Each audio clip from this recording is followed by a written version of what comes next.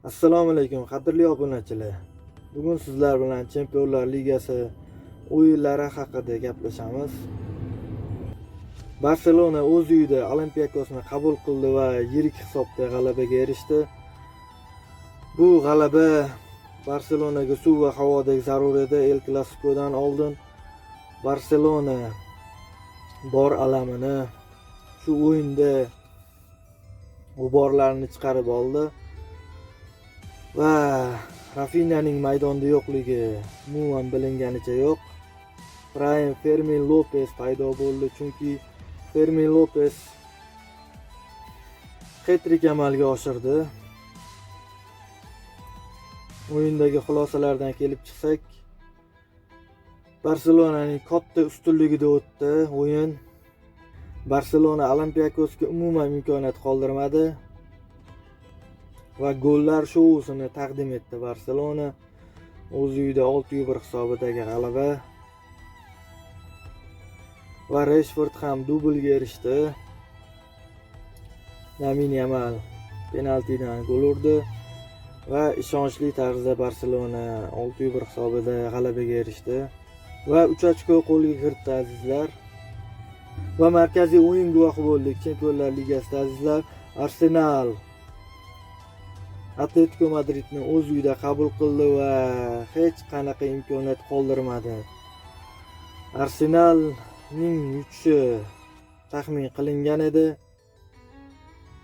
va bu taxmin o'zini oqladi. Atletico Madrid qoyalari, devorlari bir taym turib berdi azizlar.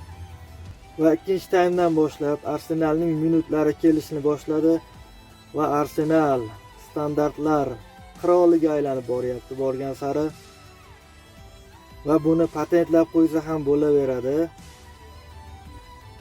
Arsenal Ispaniya klublariga qarshi qanday o'ynashni biladi azizlar. Oldingi yil Arsenal Real Madridni mag'lub etgan bo'lsa, bu mavsum Atletico Madridga yaxshigina dars o'tib 4-0 hisobida g'alabaga erishdi. Diego Simeone shogirdlari qo'ldan kelgancha harakat qildi va ikkinchi taym esa Arsenalning ustunligi bilan boshlanib va ustunligi bilan yakunlandi. Arsenal Atleticoga xuddi o'zining uslubida dars o'tdi va o'zining Atletico Madridning uslubida Atleticoni mag'lub etdi desak to'g'ri bo'ladi. Devorlar qo'yib tashladi va Atletico bu devorlardan o'tishga juda qiynaldi. Orada zarbalar berdi, lekin markazga kirishning iloji bo'lmadi.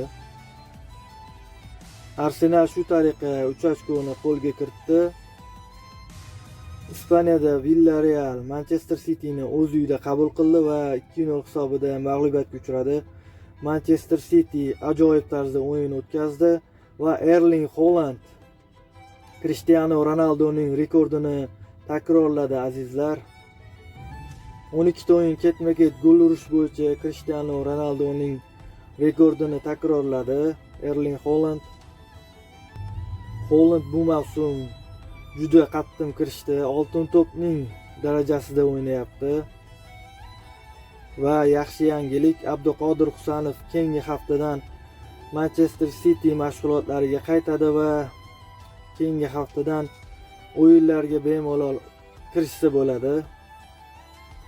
Manchester City shu tariqa 3 ochkoni qo'lga kiritdi. Germaniyada azizlar qonli jang bo'ldi. Qonli jang guvohiga aylandik.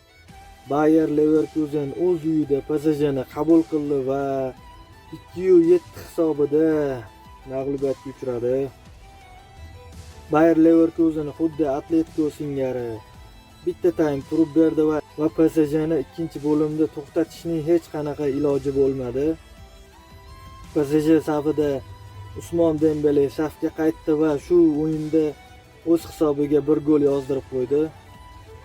Bu hafta ham azizlar himoyachilarga atalgan haftaga aylanib boryapti. PSG safida Nuno Mendes ajoyib himoyadan hujumga qarab yo'l oldi va o'z golini urib keldi. Nuno Mendes ajoyib o'yinchi.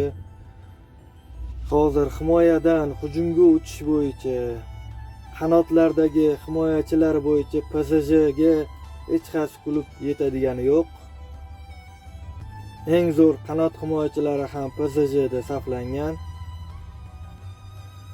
Va bugun ham azizlar, bir-biridan chiroyli o'yinlar bor Chempionlar Ligasida. Real Madrid tunda soat 12:00 da o'z maydonida Yuventusni qabul qiladi. Bu o'yinni sizlar bilan birgalikda tomosha qilamiz. Ko'rishguncha azizlar, sog' bo'linglar.